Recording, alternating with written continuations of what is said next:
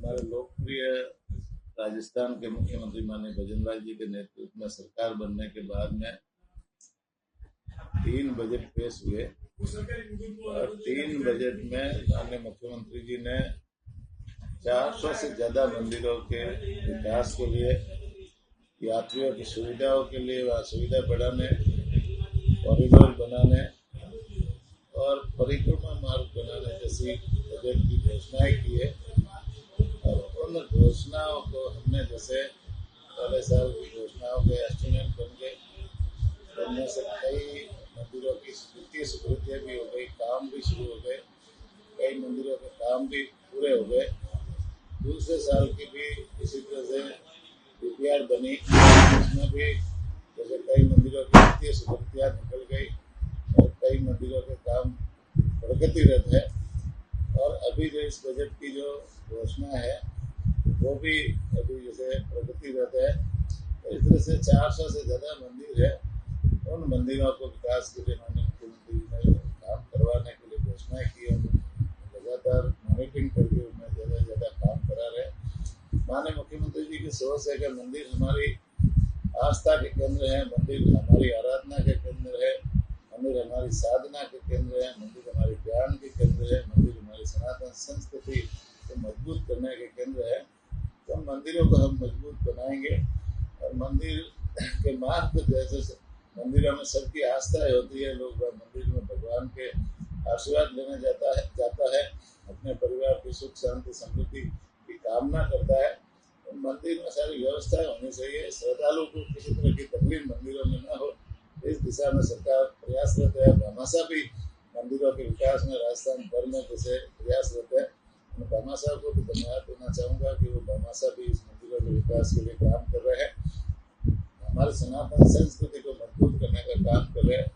माननीय मुख्यमंत्री जी ने जो हमारे देवस्थान विभाग के मंदिर है, उन मंदिरों में पुजारियों को जैसे पहले जो मानदेय है वो 5,000 रुपये मिल रहा था, उसे बढ़ा करके 7,500 रुपये करने का काम किया। साथ ही साथ में भोग राग की राशि लंबे समय से सिर्फ 1,500 रुपये उनको मिल रही थी, तो हमने बढ़ा करके उसको 3,000 करने का काम किया। इस तरह से मंदिरों की व्यवस्था, मंदिर जो हमारे देवस्थान विभाग के हैं उन मंदिरों के लिए भी अलग से 161 करोड़ की घोषणा माननीय मुख्यमंत्री जी ने की है। उनके भी मंदिरों की डीपीआर बनी, काम भी कई जगह शुरू हो गए, कई जगह प्रयास प्रगति रहता है। तो इस तरह से हम देवस्थान विभाग माननीय मुख्यमंत्री जी के नेतृत्व में अच्छा काम करें। माननीय मुख्यमंत्री जी के नेतृत्व में हमारी राजस्थान सरकार की वरिष्ठ नागरिक तीर्थ यात्रा चल रही है और उस तीर्थ यात्रा में जैसे पहले हम एक साल में 36,000 लोगों को देश भर के जो बड़े तीर्थ स्थान है उनकी यात्रा कराते थे। 30,000 लोगों को रेलवे से यात्रा कराते थे, 6,000 लोगों को पशुपतिनाथ नेपाल की यात्रा कराते थे। लेकिन माननीय मुख्यमंत्री जी ने सरकार बनने के बाद में कहा कि जो वरिष्ठ नागरिक है वो हमारे माता पिता के समान है और उनको कई ग्रामीण क्षेत्र के या शहरी क्षेत्र के ऐसे जो वृद्धजन होते हैं जिनको इन दूर दूर स्थित इन तीर्थ स्थानों की यात्रा करने का अवसर नहीं मिलता, इसलिए उनकी संख्या बढ़ानी चाहिए। तो उन्होंने बजट में घोषणा की और 20,000 की संख्या बढ़ाई। अब हम 56,000 लोगों को वरिष्ठ नागरिक तीर्थ यात्रा में यात्रा कराते हैं। उसमें रेलवे से हम 50,000 लोगों को कराते हैं और 6,000 लोगों को नेपाल पशुपतिनाथ की हवाई यात्रा कराते हैं। पहले सादी ट्रेन में हमारी यात्रा चलती थी, अब माननीय मुख्यमंत्री जी ने कहा कि सादी ट्रेन है उसे एसी करो, हमने एसी करने का काम किया। ट्रेन को एक नई डिजाइन में भी हमने करने का काम किया।